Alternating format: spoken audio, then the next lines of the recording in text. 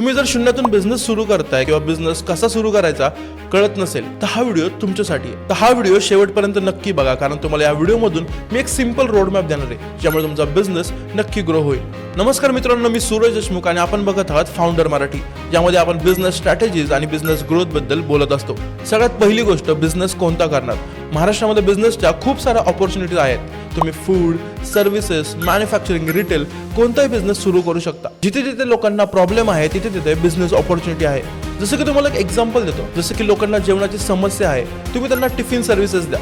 लोकांना वेळ नाहीये, आपण होम डिलिव्हरी द्या। तुमच्या पॅशन पेक्षा जिथे डिमांड आहे तिथे तुम्ही बिझनेस स्टार्ट करू शकता। कोणताही बिझनेस सुरू करण्या अगोदर एक गोष्ट लक्षात ठेवा, त्या बिझनेस बद्दल तुम्हाला बेसिक तरी नॉलेज असलंच पाहिजे। नॉलेज नसलेला बिझनेस जास्त काळ टिकत नाही। 30 ते 60 दिवस तुम्ही बिझनेस शिकून घ्या। जिथे काम भेटेल तिथे काम सुद्धा करा। जास्त लोक काय करतात, खूप मोठी इन्व्हेस्टमेंट करतात आणि लॉस झाला की बिझनेस बंद। सगळ्यात बेस्ट वे आहे स्मॉल बिझनेस करा, त्याच्यावरती टेस्ट करा आणि बिझनेस ग्रो करा। मोठा बिझनेस नको, स्मॉल सेटअप करा। 100 प्रोडक्ट ऐवजी 5 प्रोडक्ट टेस्ट करा आणि मगच बिझनेस स्टार्ट करा।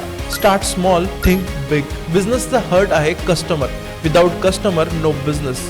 सुरुवातीला तुमच्या फॅमिली या नेटवर्क सोबत कनेक्ट करा, लोकल एरियामध्ये रीच आउट करा आणि वर्ड ऑफ माउथ हे सगळ्यात बेस्ट वे आहे मार्केटिंगचं। पहिले 10 कस्टमर मिळवणं सगळ्यात कठीण असतं, त्यानंतर तुमची ग्रोथ स्टार्ट होते। भरपूर लोक बिझनेस करतात पण त्यातून ते प्रॉफिट मिळवत नाहीत, कारण त्यांचे कॉस्ट ट्रॅकिंगच नसते। जे पण ते एक्सपेन्सेस करतात, मटेरियल, सॅलरी, रेंट, सगळ्यांची कॉस्ट ट्रॅकिंग झालीच पाहिजे। त्यानंतर तुम्ही प्रोडक्टची कॉस्ट ठरवू शकता। बिझनेस म्हणजे ओव्हरनाईट सक्सेस नाही, त्यासाठी तुम्हाला स्ट्रगल करावीच लागते। तुम्हाला स्ट्रेस येणार, लॉस येणार, it is a part of a business. अशा व्हिडिओज बघण्यासाठी आमच्या चॅनलला आत्ता सबस्क्राईब करा।